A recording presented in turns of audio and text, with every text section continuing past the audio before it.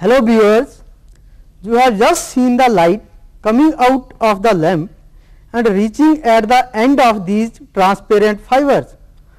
How the light is reaching at the ends without illuminating the intermediate portion of these fibers. Is it not amazing? The basis of piping of light to the ends is an optical fiber, a hair thin thread of glass or plastic material with special optical properties which enable the light to travel a large distance down its length. The branch of physics which deals with the study of transmission of light through these fibers is called fiber optics. In last 20 years, fiber optics has evolved into a system of great importance and use for transmitting voice, video and data throughout the world. It is a revolutionary development in the field of communication. Today, optical fibers are being universally used as most attractive and viable transmission medium for wideband telecommunication, data transfer and information transmission in the communication industry. In this program, I will talk about the vast potential of fiber optics and its need in the foreseeable future. Before we shall talk about the fiber optics, let us first have a brief review of the concept of communication in present scenario and about the modern systems used in communication. The term communication is the process of transferring ideas or information from one person to another. In other words, it is a bridge of meaning among people so that they can share what they know and feel. When information is to be conveyed over any distance, a communication system is usually required. In this context, the term communication refers to the sending, recording and processing of information by electric means. Many forms of such communication systems have appeared over the years. Some of these are telephony and telegraphy, radio, broadcasting, radar, radio aid to navigation, point-to-point and mobile communication and computer networks. A modern communication system is first concerned with the sorting, processing and storing of information before its transmission. The actual transmission then follows with further processing and filtering of noise. Finally, we have reception, which may include processing steps such as decoding, storage and interpretation. Fundamental elements of an electrical communication system are shown here. These include at one end a information source, a transmitter, a transmission medium or channel, a receiver and destination. An information source inputs a message to a transmitter. In electrical communication, information source provides an electrical signal usually derived from a message signal which is non-electrical, for example sound or video, to a transmitter comprising of electrical and electronics component. The transmitter couples the message to the transmission medium or channel in the form of a signal which matches the transfer properties of the medium.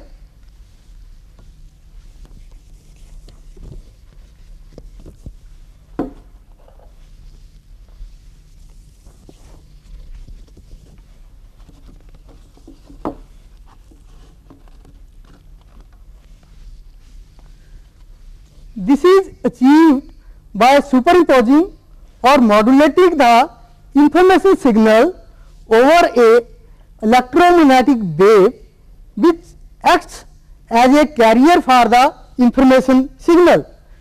The carrier may be amplitude modulated or frequency modulated.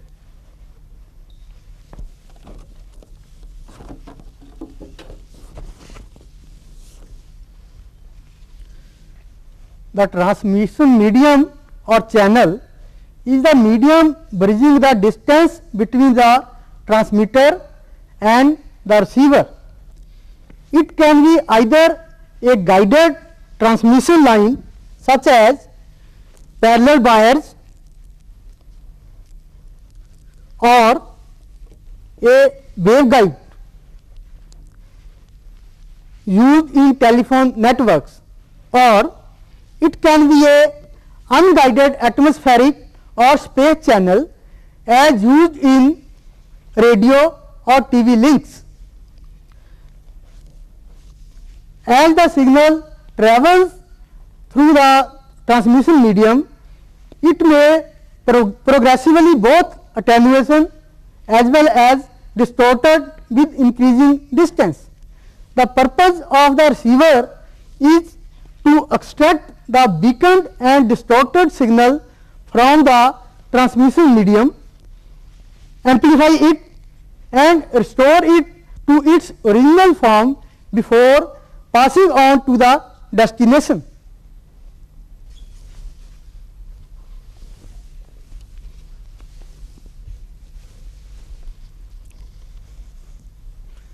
Here one should ask, what is the need for optical communication systems when so many systems are existing? During past 2 decades, the electronic communication industry has experienced many remarkable and dramatic changes. A phenomenal increase in voice, data and video communication has resulted to a corresponding increase in the demand for more economical and larger capacity communication systems. This has caused a technical revolution in the electronic communication industry, and race is on to build a bigger and better system as well as to squeeze more capacity out of the existing facilities. In conventional telephone networks, usually metallic cables made from copper or aluminum are used as transmission lines. These cables are very bulky, heavy and exhibit extremely high attenuation. In optical transmission, these metallic cables can easily be replaced with the thin optical fiber cables. A single fiber can easily replace 1000 pair copper cable of 10 centimeter diameter with signal attenuation less than 0.1 dB per kilometer. Further, in case of broadcasting systems, radio waves and terrestrial microwave systems have long since reached their capacity, and satellite communication systems can only provide a temporary relief to this ever increasing demand. However, the satellite communication systems are constrained by various factors. The most important of these are the extremely high initial cost of launching, the available microwave frequency allocation, the geometry of suitable orbits, and if needed, repair is nearly impossible after launching the satellite. Thus, it is obvious that communication systems that can handle large capacities is cost effective and provide high quality services are needed. The current solution to meet this ever increasing demand is the optical fiber communication systems. These systems operate using electromagnetic carrier selected from the optical range of frequencies and optical fiber cable as transmission medium. Operating at these frequencies, system capacity can be increased by a factor of more than 10,000 over the microwave transmission, and signal losses less than 0.1 dB per kilometer are achievable. Now, let us understand how the optical transmission meets this requirement. In theory, the information carrying capacity of a communication system is directly proportional to its bandwidth. The wider the bandwidth, the greater is its information carrying capacity. In general, the bandwidth of a system is 10% of its carrier frequency. For these reasons, radio communication was developed to higher frequencies, that is very high frequency VHF and ultra high frequency UHF, even leading to the introduction of higher frequency microwaves and millimeter wave transmission. The relative frequency and wavelength of these waves can be observed from the portion of electromagnetic spectrum. For comparison purposes, let us express the bandwidth of different operating systems as a percentage of their carrier frequency. For example, if we consider different operating system, a very high frequency radio system operating at 100 megahertz, 10% of its bandwidth comes out to be 10 megahertz, where 1 megahertz is 10 raised to the power 6 hertz. A microwave system operating at 6 gigahertz, the bandwidth comes out to be 0.6 gigahertz, where 1 gigahertz is 10 raised to power 9 hertz or 10 raised to power 3 megahertz.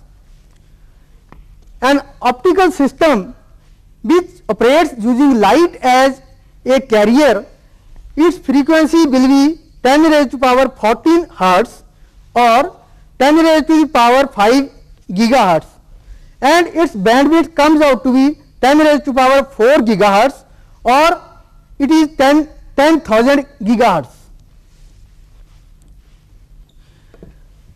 This reveals that the higher the carrier frequency, the wider the bandwidth possible, and consequently the greater the information carrying capacity of a system. The excessive bandwidth of 10,000 gigahertz available with light as a carrier will meet the today's communication needs or needs of the foreseeable future. Now, the role played by optical fibers in an optical communication system. In recent years, optical fiber systems that use a light as a carrier of information have received a great deal of attention. Although some investigation of optical communication continued in the early part of 20th century, its use was limited to low capacity communication links. This was due to both lack of suitable light sources and the problem of light transmission through the atmosphere. The transmission of light wave for any useful distance in the earth atmosphere is impractical because water vapors, oxygen and particulate in the air absorb and attenuate the ultra high frequencies. Consequently, the only practical type of optical transmission is one that uses a fiber guide. A communication system that operates in the optical range of frequencies and carry information through a guided fiber cable is called a optical fiber communication system. Systems that uses glass or plastic fiber cables to contain a light wave and guide it from source to destination are being investigated at several prominent research and development laboratories. However, a major revolution in optical fiber communication occurred with the invention of lasers in 1960s. A laser gives high output power, high frequency of operation and capability of carrying extremely wide bandwidth signals, and is proved to be an ideal source of light in communication system. But at that time, the fiber cables available were extremely lossy, with losses of the order of 1000 dB per kilometer, and limit its transmission to short distances only. Shortly in 1970, Capron, Keck and Maurer of Corning Glass Works in Corning, New York developed optical fibers with losses less than 20 dB per kilometer. This was a big breakthrough needed to permit practical fiber optics communication systems.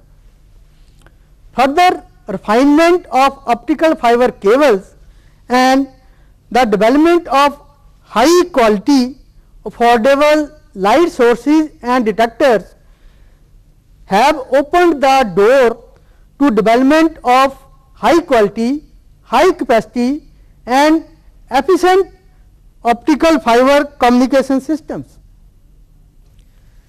An optical communication system is similar in basic concepts to any other type of electrical communication system. It consists of an transmitter and a receiver connected by a long optical fiber cable in point to point link.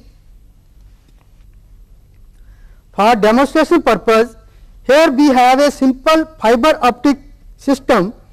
We have a transmitter and a receiver, and two can be connected through an optical fiber cable in point to point link.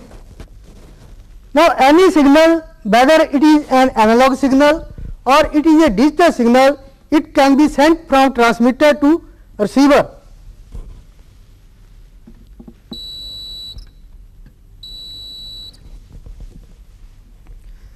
An optical communication system is a radical departure from any electrical communication system in the sense that instead of electrons moving back and forth over the metallic cables to carry a signal, light waves are being guided by tiny glass or plastic fiber to achieve the same or rather better results.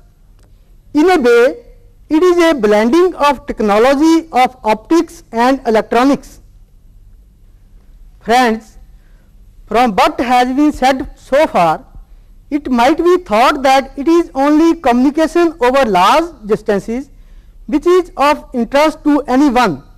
But of course, a great deal of data has to be transmitted over relatively short lengths of the order of meters or tens of meters, for example, within control systems, within computers, between computers and other systems. The basic concepts we have discussed hold well for such links. However, optical fibers have a number of additional merits which will encourage their use in other areas such as telecommunication, integrated services digital networks, also called ISDN, sensors, optical storage and optical computing, computer networks, in hospitals for medical instrumentation, in defense and railways. Viewers, in this program I have talked about the conventional communication systems, the need for the optical transmission as well as the role played by optical fibers in an optical fiber communication system. The technical details of operation of an optical fiber communication system, that is, how the signal is converted into various forms at different stages, and the merits of using optical fiber cables over conventional cables in communication will be discussed in part 2 of this program.